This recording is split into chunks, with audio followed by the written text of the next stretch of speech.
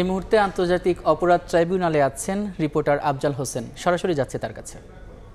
আফজাল,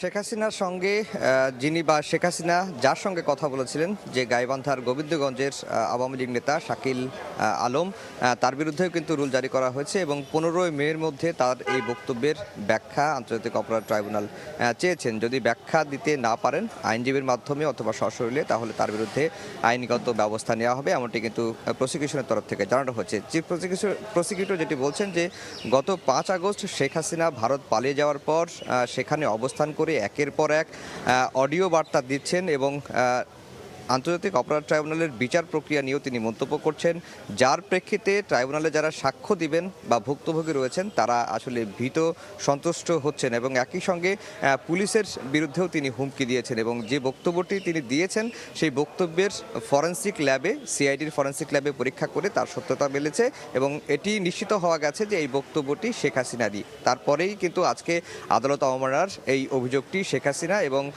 গাইবান্ধা গোবিন্দগঞ্জের যে আওয়ামী লীগ নেতা শাকিল আলম, তার বিরুদ্ধে ট্রাইব্যুনালের প্রসিকিউশন এই অভিযোগটি এনেছেন। এবং ট্রাইব্যুনালের চিফ প্রসিকিউটর যেটি বলেছেন যে এর আগেই শেখ হাসিনার বক্তব্য প্রচারের ওপর নিষেধাজ্ঞা রয়েছে এবং তিনি যেন ঘৃণা ছড়ায় এই ধরনের বক্তব্য দিতে না পারেন এবং সেই বক্তব্যগুলো অনলাইন মাধ্যমে যদি থেকে থাকে সেগুলো সরানোর নির্দেশ দিয়েছেন এবং সেই নির্দেশনাটিও যেন কার্যকরভাবে যাদের উপর বাস্তবায়ন করার কথা তারা যেন বাস্তবায়ন করেন সেই তাগাদা কিন্তু দিয়েছেন। আরেকটি প্রশ্ন করা হয়েছিল, যেহেতু প্রধান উপদেষ্টা আল জাজিরার সাথে একটি সাক্ষাৎকারে বলেছেন যে মে মাসের প্রথম সপ্তাহে অথবা 15 মের মধ্যে শেখ হাসিনার মামলার বিচার শুরু হবে, সেই প্রসঙ্গটি চিফ প্রসিকিউটরের কাছে জানতে চাওয়া হয়েছিল। তিনি কোনো সুনির্দিষ্ট তারিখ বলেননি, তবে এটুকু বলেছেন যে খুব শীঘ্রই শেখ হাসিনার মামলা নিয়ে একটি পজিটিভ বার্তা সাংবাদিকরা পাবে, এমনটি তিনি চিফ প্রসিকিউটর আমাদেরকে জানিয়েছেন। এর বাইরে আরও 4টি মামলা ছিল, তার মধ্যে একটি মামলায় দীপুমনির স্বামী অসুস্থ, তিনি প্যারোলে একদিনের জন্য মুক্তি চেয়েছিলেন, কিন্তু আদালত বলেছেন তাকে স্বরাষ্ট্র মন্ত্রণালয়ে যেতে।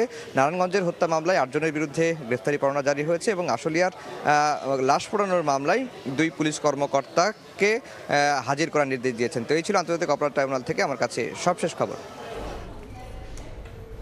আন্তর্জাতিক অপরাধ ট্রাইব্যুনাল থেকে যুক্ত ছিলেন সহকর্মী আফজাল হোসেন।